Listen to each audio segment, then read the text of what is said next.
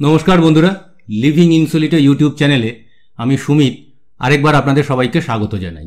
Ladakh bike ride গাইডের এই যে প্রথম এপিসোডটা, তাতে আমি আপনাদের মানালির রুট আর শ্রীনগরের রুট, এই দুটো রুটের মধ্যে একটা তুলনামূলক আলোচনা করে দেখিয়েছিলাম। আশা করি সেই ভিডিওটা দেখার পর আপনারা অলরেডি ঠিক করে ফেলেছেন যে কোন রুটে যাবেন আর কোন রুটে ফিরবেন, তাই তো?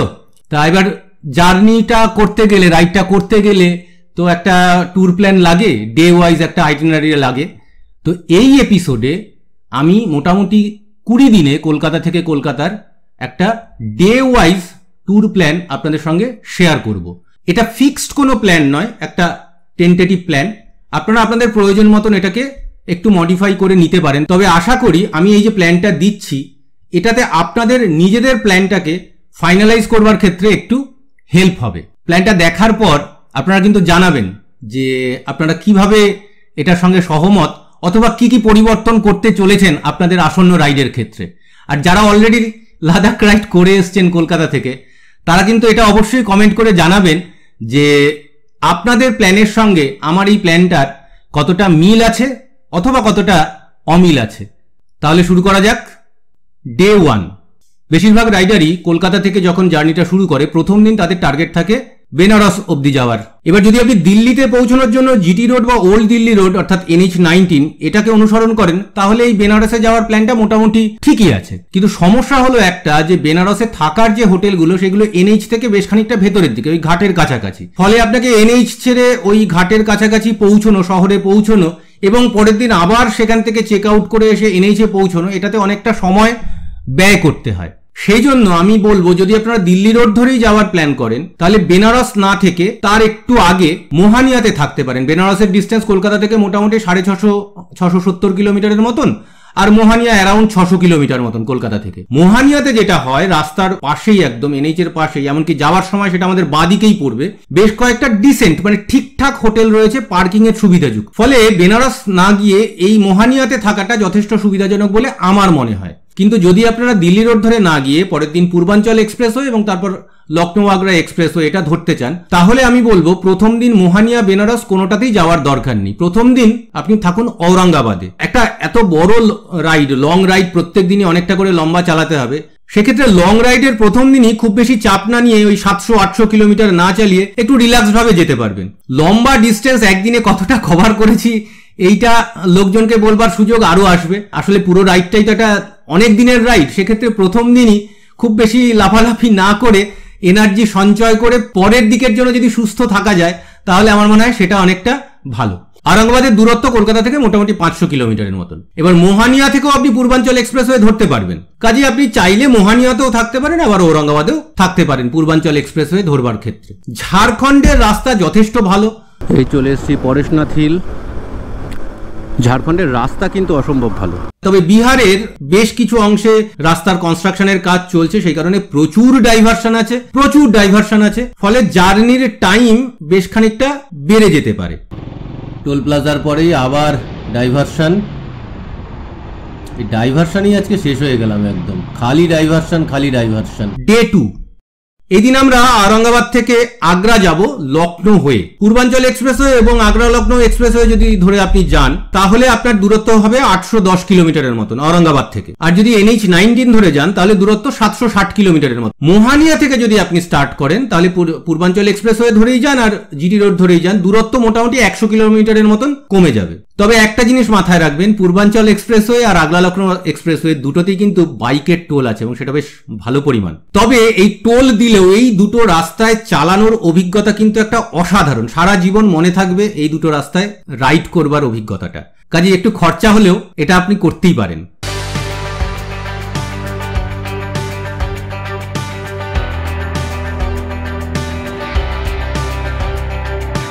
লখনৌতে পৌঁছে আপনি লখনৌ আগ্রা এক্সপ্রেসওয়েতে ওঠার আগে বেশ খানিকটা শহরাঞ্চলের মধ্যে দিয়ে যেতে হবে। লখনৌ শহরের অংশ বা লখনৌর আউটস্কার্টের যে অংশগুলো, দুটোই কিন্তু অসম্ভব রকমের জ্যামযুক্ত, বিরক্তিকর, ইনডিসিপ্লিনড ট্রাফিকে ভরা একটা অংশ।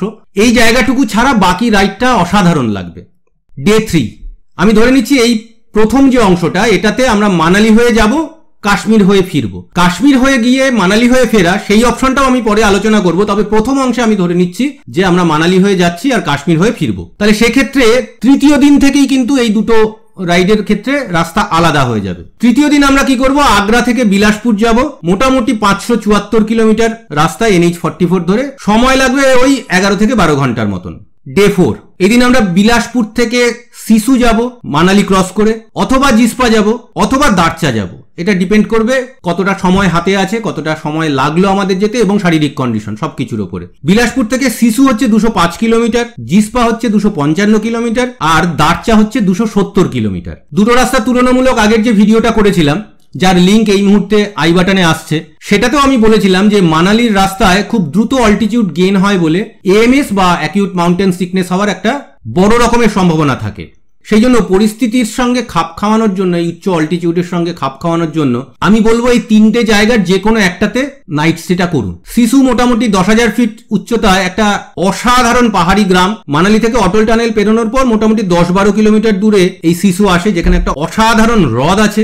আর ভাগা নদীর গা ঘেঁষে 10,500 ফিট উচ্চতায় জিসপাও একটা অসাধারণ জায়গা, আপনি চাইলে এখানেও থাকতে পারেন। আরেকটু এগিয়ে ওই ভাগা নদীর পাশেই মোটামুটি 11,000 ফিট হাইটে দারচা হচ্ছে একটা খুব শান্ত নিরুপদ্রব পাহাড়ি গ্রাম। এই তিনটের যে কোনো জায়গাতে আপনি থেকে যেতে পারেন। তবে থাকা খাওয়ার সুবিধা কিন্তু দারচাতে অপেক্ষাকৃত কম। সেক্ষেত্রে জিসপা বা সিসুতে আপনি কম পয়সায় বেটার ফেসিলিটি যুক্ত ব্যবস্থা পাবেন এবং অনেক অপশন আছে। দারচাতে অপশনটাও খুব লিমিটেড। বিলাসপুর থেকে শুরু করে সিসু পৌঁছতে আপনার মোটামুটি 6-7 ঘন্টা মতন সময় লাগবে, আর জিসপা পৌঁছতে আরো 1 ঘন্টা, দারচা পৌঁছতে আরো 1 ঘন্টা। আপনি তিনটে জায়গার যে কোনো একটা জায়গাতেই থাকতে পারেন। তবে যেখানেই থাকুন প্লিজ প্লিজ প্লিজ যত বেশি সম্ভব রাস্তাঘাটে একটু হাঁটাচলা করুন। মানে গেলাম আর মালপত্র নামিয়ে ঘরে ঢুকে গিয়ে কম্বল চাপা দিয়ে শুয়ে পড়লাম, এটা করবেন না। কারণ অল্টিটিউডের সঙ্গে খাপ খাওয়ানোর জন্য এই বাইরের পরিবেশে হাঁটাচলা করা এটা কিন্তু সব থেকে ভালো পন্থা। ডে 5 এই দিন রেস্ট ডে। বাড়ি থেকে বেরোনোর পর আপনি টানা 4 দিন লম্বা রাইড করে ফেলেছেন। প্লেন ল্যান্ড থেকে মোটামুটি 10,500 11,000 এরকম অল্টিটিউডে চলে এসছেন। সেই জন্য আজকে রেস্ট আর হিমাচলের অনাঘ্রাত সৌন্দর্যকে উপভোগ করা।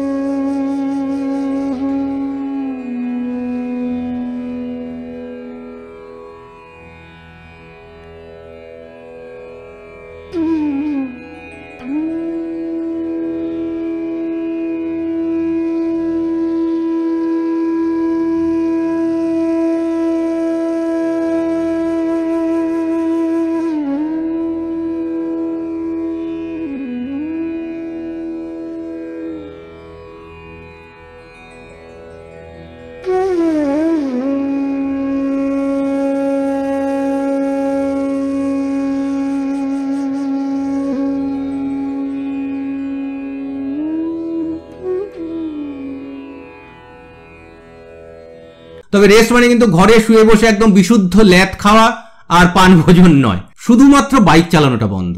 যতটা বেশি সম্ভব আশেপাশে ঘোরাঘুরি করুন, হাঁটুন, নদীর কাছে যান, গ্রামের লোকের সাথে আড্ডা মারুন। এই সব কিছুই কিন্তু আপনাদের অ্যাক্লিমেটাইজেশনের অংশ, এটা মাথায় রাখবেন। ডে 6 এদিনে আমাদের টার্গেট হচ্ছে লে, যেটা মোটামুটি জিসপা থেকে 350 কিলোমিটার দূরত্বে। সময় লাগবে 9 থেকে 10 ঘন্টা।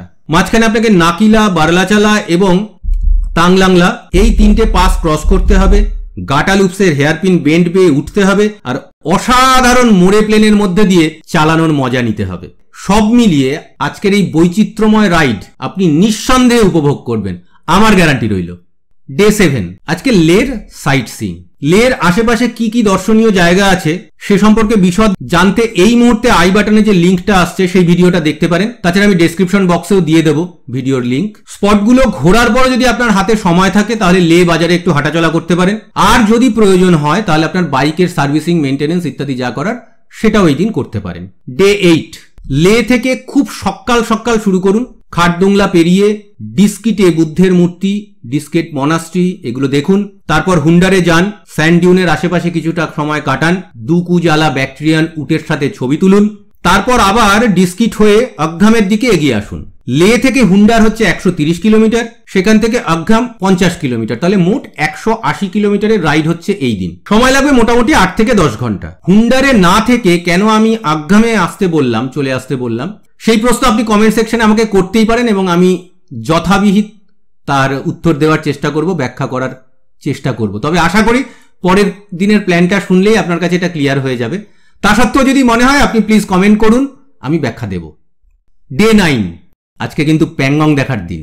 বেশিরভাগ লোক প্যাংগংয়ে যখন যান হয় লুকুং অথবা স্পাগমিক, এই দুটো জায়গাতেই থাকেন। স্পাগমিকেই সব থেকে বেশিরভাগ টুরিস্ট এবং রাইডার থাকেন, কিন্তু অত্যন্ত ভিড়ের কারণে আমার জায়গাটি পার্সোনালি খুব একটা ভালো লাগে না। তাই আমি আপনাকে এই স্পাগমিক থেকেও আরো 60 থেকে 70 কিলোমিটার এগিয়ে যেতে বলবো, হানলের দিকে। এগিয়ে গিয়ে মান বা মিরাকে থাকতে পরামর্শ দেব।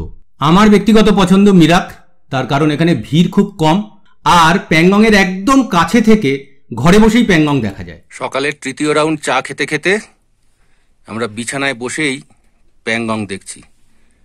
প্যাংগং আর চা একসঙ্গে।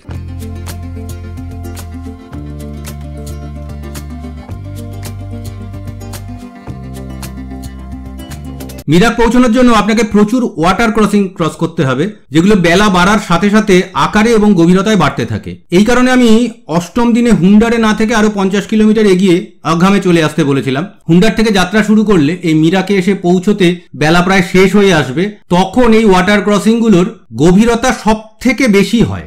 আগাম থেকে মানের দূরত্ব মোটামুটি 125 কিলোমিটার, পৌঁছতে প্রায় 4 থেকে 5 ঘন্টা সময় লাগবে। আর স্পাগমিক থেকে মিরাক পর্যন্ত এই পুরো রুটে আপনার বাঁদিকে আপনি প্যাংগংকে সাথে পাবেন। প্যাংগং এর গাঢ় নীল সৌন্দর্যের জন্য এই পুরো রাইডটা আপনার কাছে একদম অবিস্মরণীয় হয়ে থাকবে। সেই সৌন্দর্যের এক ঝলক রইল আপনাদের জন্য।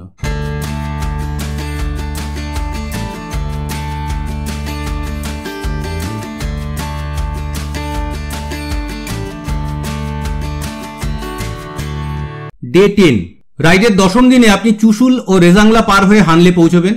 পথে কিন্তু অবশ্যই রেজাংলা ওয়ার মেমোরিয়ালটা দেখে নেবেন। এটার একটা দীর্ঘ গল্প আছে, যদি আপনি সেই গল্পের প্রতি আগ্রহী হন তাহলে আমি সেই ভিডিওর লিঙ্ক ডেসক্রিপশন বক্সে দিয়ে রাখছি, আপনারা একবার দেখে নিতে পারেন। এদিন মোট 140 কিলোমিটার রাইড করতে হবে আর রেজাংলা ওয়ার মেমোরিয়াল ঘুরে হানলে পৌঁছতে সময় লাগবে মোটামুটি 5, 6, 7 ঘন্টা ম্যাক্সিমাম। ডে 11, এই দিন আপনি আপনার এই রাইডের সব থেকে বেশি অল্টিটিউডে পৌঁছবেন। ঠিক ধরেছেন, আমি উমলিংলার কথা বলছি। লাগেজ ছাড়াই সকালবেলা হানলে থেকে শুরু করুন, উমলিংলা ঘুরে আবার হানলে ব্যাক করুন, তারপর লাগেজ নিয়ে নিচের দিকে ফেরা শুরু করুন। রাত্রিবাস নিয়মাতে করুন। হানলে থেকে উমলিংলা 75 কিলোমিটার, অর্থাৎ যাতায়াত মিলে মোটামুটি 150 কিলোমিটার মতন। অর্থাৎ এই দিন আপনাকে প্রায় 220 কিলোমিটারের মতন রাইড করতে হবে। সব মিলিয়ে আপনার সময় লাগবে ওই মোটামুটি 6 থেকে 7 ঘন্টা মতন। নিয়মাতে বেশ কিছু থাকার অপশন রয়েছে, তবে আপনি চাইলে নিয়মা এবং হানলের মাঝে রঙ্গতেও থাকতে পারেন, অথবা হাতে সময় আর শরীরে এনার্জি এই দুটো যদি অবশিষ্ট থাকে তাহলে উপসির দিকেও এগিয়ে যেতে পারেন। তবে উপসি পর্যন্ত রাইড করা বেশ ক্লান্তিকর এবং কঠিন হবে, তাই আমি সাজেস্ট করবো আপনারা নিয়মাতেই থেকে যান। এবার এই দিন আমি হানলেতে না থেকে কেন নিয়মাতে চলে যেতে বলছি সেটা একটু বলি। হানলের অল্টিটিউড মোটামুটি 15,000 ফুট। আগের দিন এখানে রাত্রিবাস হয়েছে। তারপর আপনি 19,500 ফুট উচ্চতার উমলিংলাতে গিয়েছেন। তারপর আবারও যদি আরেক রাত ওরকম অতটা অল্টিটিউডে থাকেন তাহলে সেটা খুব একটা নিরাপদ নয়, স্বাস্থ্যের জন্য স্বাচ্ছন্দ্যেরও নয়, তাই আমি নিয়মাতে নেমে যাওয়ার কথা বলছি। ডে 12, নিয়মা থেকে শুরু করে পৌঁছে যান গুরুদ্বারা পাথর সাহিব, যা শিখদের জন্য একটা অত্যন্ত পবিত্র স্থান। সেখানে খানিকক্ষণ ঘুরে দেখুন, তারপর চলে আসুন নিম্মতে। এই নিম্মতে জাস্কার আর সিন্ধু নদ মিলিত হয়েছে এবং লাদাখের মাস্ট ভিজিট স্পটের কিন্তু এটা একটা। কিছুটা সময় এখানে কাটিয়ে আবার সামনের দিকে এগোতে থাকুন, পৌঁছে যান মুনল্যান্ড লামায়ুরুতে। চাঁদের পাহাড়ে নাকি এরকম ল্যান্ডস্কেপ থাকে, এই জন্য মুনল্যান্ড নাম। মোট দূরত্ব 280 কিলোমিটারের মতো হবে, তবে রাস্তা খুবই ভালো, তাই পথে ইচ্ছে মতন সময় কাটালেও আপনার 6 থেকে 7 ঘন্টার বেশি সময় লাগবে না। লামায়ুরুতে পৌঁছে কিন্তু লামায়ুরুটা একটু এক্সপ্লোর করবার চেষ্টা করুন, খুব সুন্দর জায়গা, ভালো লাগবে।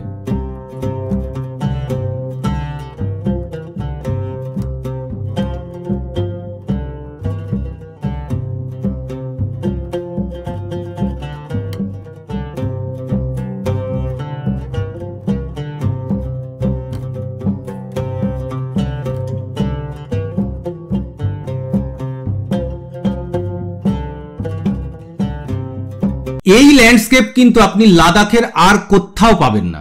ডে 13, লামায়রু থেকে শুরু করে একে একে ফটুলা, নামিকলা, জজিলা পেরিয়ে পৌঁছে যান শ্রীনগর। পথে দেখে নিন কার্গিল ওয়ার মেমোরিয়াল। এর নাম কার্গিল ওয়ার মেমোরিয়াল হলেও এটি কিন্তু কার্গিলে অবস্থিত নয়, এটি দ্রাসে অবস্থিত। অ্যাকচুয়ালি কার্গিল যুদ্ধের যারা শহীদ হয়েছিলেন তাদের স্মৃতির প্রতি শ্রদ্ধা জানাতে এটা করা হয়েছে, সেই জন্য এর নাম হয়েছে কার্গিল ওয়ার মেমোরিয়াল। এরপর আপনার ইচ্ছে হলে সোনমার্গেও থেকে যেতে পারেন, সোনমার্গ ঘুরেও দেখতে পারেন, আবার শ্রীনগরেও চলে যেতে পারেন। তবে আমি বলবো মূল সোনমার্গে না থেকে সোনমার্গ থেকে শ্রীনগরের দিকে আরেকটু 8-10 কিলোমিটার মতন এগিয়ে এসে সোনমার্গের যে আউটস্কার্ট গগনগির বলে একটা জায়গা আছে, খুব সুন্দর জায়গা, একদম নদীর পাড়েই বেশ কিছু থাকার অপশন আছে এবং মোটামুটি ভালো অপশন আছে, সেখানে থাকতে পারেন। যেহেতু এটা আউটস্কার্ট সেজন্য সোনমার্গের ভিড়টা কিন্তু এখানে নেই, অথচ সৌন্দর্যটা পুরো মাত্রায় রয়েছে।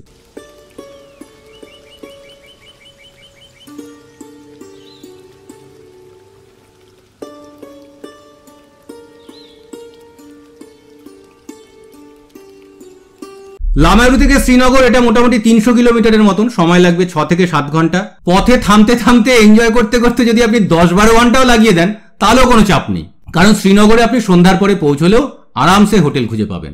ডে 14, 13 দিন ধরে আপনি বিশাল লম্বা লম্বা কঠিন কঠিন রাইড করেছেন। আপনার শরীরকে তাই অবশ্যই কিছু বিশ্রাম এবং বেশ কিছু ভালো খাবার দিয়ে পুরস্কৃত করা উচিত। কি করা উচিত তো?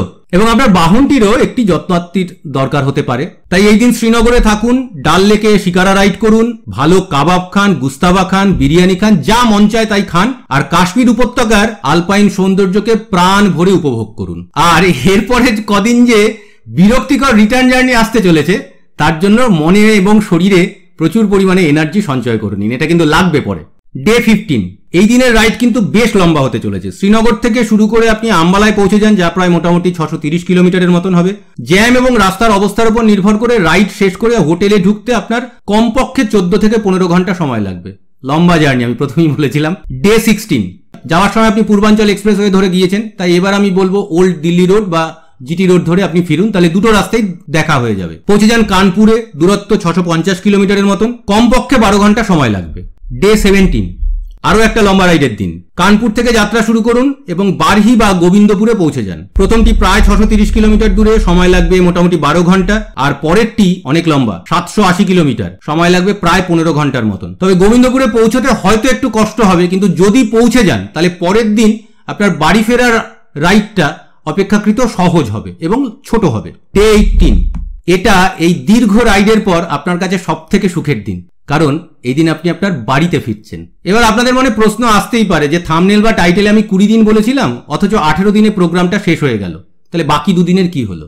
বাকি 2 দিন হচ্ছে বাফার ডে। 2টো দিন বাফার হিসেবে রাখা হয়েছে, তার কারণ হচ্ছে শারীরিক কন্ডিশন, রাস্তার অবস্থা, ধস ইত্যাদি, বা বাইকের কোনো সমস্যা হলো। এই কারণে যদি কোনো রকমভাবে যে প্ল্যানটা করা হয়েছে সেটা যদি এক্সিকিউট করা না যায় ডে ওয়াইজ প্রপারলি, তাহলে এই 2টো দিন আপনাদের সুযোগ সুবিধা মতন বা প্রয়োজন মতন আপনারা ব্যবহার করতে পারেন। এবার যদি প্ল্যানটা ঠিকঠাকও চলে, অর্থাৎ 18 দিনেই আপনার এই ব্যাপারটা যেরকম বললাম সেরকম হয়ে গেল, তাহলে এই 2টো দিন আপনি আপনার ইচ্ছে মতন কোথাও একটা কাটিয়ে দিন। শ্রীনগরে আরেকদিন থাকতে পারেন, পেহেলগাঁও দেখে নিতে পারেন, আপনার প্রয়োজন মতন আপনি এটা ইউজ করতে পারেন। 2টো দিন জাস্ট কোথাও চিল করতে পারেন, তাই তো? এবার এই ভিডিওর আমি সেকেন্ড পার্টে আসছি, অর্থাৎ শ্রীনগর হয়ে যাব, মানালি হয়ে ফিরবো, তাহলে এই প্ল্যানটা কিভাবে হবে। আসুন দেখা যাক কি পরিবর্তন হয়। প্রথম 2 দিনের রুট ওভারভিউ একদম আগের প্ল্যানের মতনই থাকছে, অর্থাৎ সেকেন্ড দিন আমরা আগ্রা গিয়ে পৌঁছচ্ছি। থার্ড দিন আগ্রা থেকে শুরু করে বিলাসপুরের পরিবর্তে আমরা যাব পাঠানকোট, দূরত্ব মোটামুটি 710 কিলোমিটারের কাছাকাছি, সময় লাগবে 14 ঘন্টার মতন। চতুর্থ দিন পাঠানকোট থেকে শুরু করে শ্রীনগর বা সোনমার্গ পৌঁছবো। শ্রীনগর হচ্ছে 345 কিলোমিটার, সময় লাগবে 8 ঘন্টার মতন। সোনমার্গ 415 কিলোমিটার, সময় আরো ওই ঘন্টা 2 বেশি লাগবে। পঞ্চম দিনের গন্তব্য লামায়ুরু, পথে পড়বে জজিলা, কার্গিল, নামিকলা, ফটুলা ইত্যাদি। শ্রীনগর থেকে লামায়ুরুর দূরত্ব 306 কিলোমিটার, আর সোনমার্গ থেকে শুরু করলে এটা হচ্ছে 225 কিলোমিটার। ডে 6, লামায়ুরু থেকে শুরু করে লে। এই লেতে পৌঁছানোর পর 7th ডে থেকে 11th ডে সবকিছু একদম আগের মতন, অর্থাৎ আপনি খারদুংলা, প্যাংগং, হানলে, উমলিংলা করে আবার নিয়মাতে ফিরে আসছেন। ডে 12, নিয়মা থেকে আগের বার আমরা গিয়েছিলাম লের দিকে, এবার নিয়মা থেকে শুরু করে আমরা সাতচুর দিকে আসব। দূরত্ব 215 কিলোমিটার এবং মোটামুটি 5 ঘন্টা মতন সময় লাগবে। পথে আপনি দেখে নিতে পারেন পুগা ভ্যালি এবং কিয়াগর্সো। হাতে যদি যথেষ্ট সময় থাকে তাহলে আপনি সাতচু না থেকে জিসপা বা দারচাতেও পৌঁছে যেতে পারেন। আসলে সাটচুতে ঠান্ডাটা বেশ বেশি, থাকার ব্যবস্থা হচ্ছে টেন্টে, এবং এই ক্যাম্পগুলো তাদের স্ট্যান্ডার্ড অনুযায়ী বেশ কস্টলি। সেক্ষেত্রে যদি জিসপা পৌঁছে যেতে পারেন তাহলে অনেক কম খরচে বেটার ফেসিলিটি যুক্ত থাকার ব্যবস্থা, খাওয়ার ব্যবস্থা হয়ে যাবে আপনাদের। এবং মোস্ট ইম্পর্টেন্ট, সাটচু থেকে জিসপা আরো 3000 ফুট নিচে, তাহলে নিচে চলে আসতে পারলে কিন্তু আপনাদের জন্য আরেকটু ভালো হয়। সাটচু থেকে জিসপা আরো 80 কিলোমিটার, মোটামুটি সাটচু থেকে 2 ঘন্টা মতন সময় লাগবে। ডে 13 সিসু আসুন, একটু সময় কাটান লেকের পাশে, তারপর অটল টানেল হয়ে সরাসরি মানালিতে চলে আসুন। দূরত্ব মোটামুটি 215 কিলোমিটার। ডে 14 এই দিন রেস্ট ডে, মানালিতে ভালো করে পান ভোজন করে একদম ফুল ফিট হয়ে নিন, আর সেই শ্রীনগরের মতন ঘটনা। পরের রিটার্ন জার্নির যে কদিনের বিরক্তিকর রাস্তা হতে চলেছে তার জন্য শরীর মনকে একদম সতেজ করে নিন। ডে 15 মানালি থেকে আগ্রা 740 কিলোমিটার NH44 হয়ে মোটামুটি 13 থেকে 14 ঘন্টা মতন সময় লাগবে।